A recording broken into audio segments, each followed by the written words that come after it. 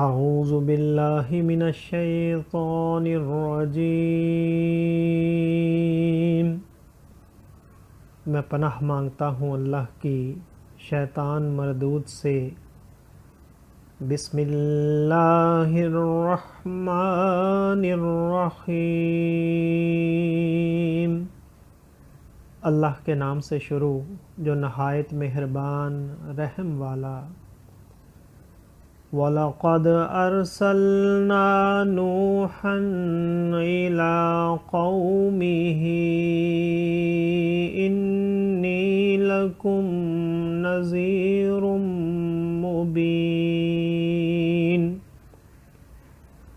أَلَّا تَعْبُدُوا إِلَّا اللَّهَ إِنِّي أخاف عليكم عذاب يوم أليم فقال الملأ الذين كفروا من قومه ما نراك إلا بشرا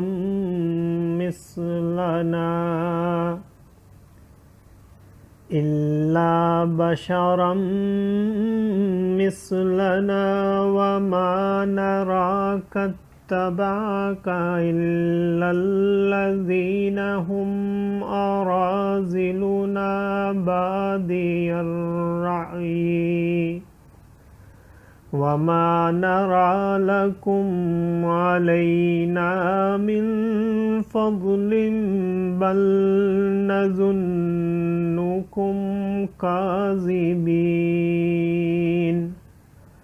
قال يا قوم أرأيتم إن كنت على بينة من ربي وآتاني رحمة من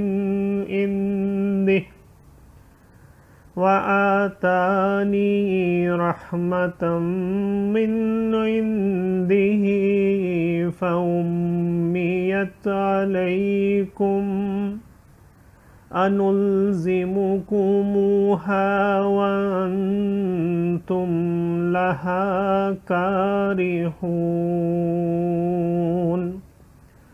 ويا قوم لا أسألكم عليه مالا إن أجري إلا على الله وما أنا بطارد الذين آمنوا إنهم ملاقو ربهم ولكني أراكم قوما تجهلون ويا قوم من ينصرني من الله إن طردتهم أفلا تذكرون صدق اللہ العظیم۔ اور بے شک ہم نے نوح کو اس کی قوم کی طرف بھیجا کہ میں تمہارے لیے صریح ڈر سنانے والا ہوں کہ اللہ کے سوا کسی کو نہ پوجو۔ بے شک میں تم پر ایک مصیبت والے دن کے عذاب سے ڈرتا ہوں۔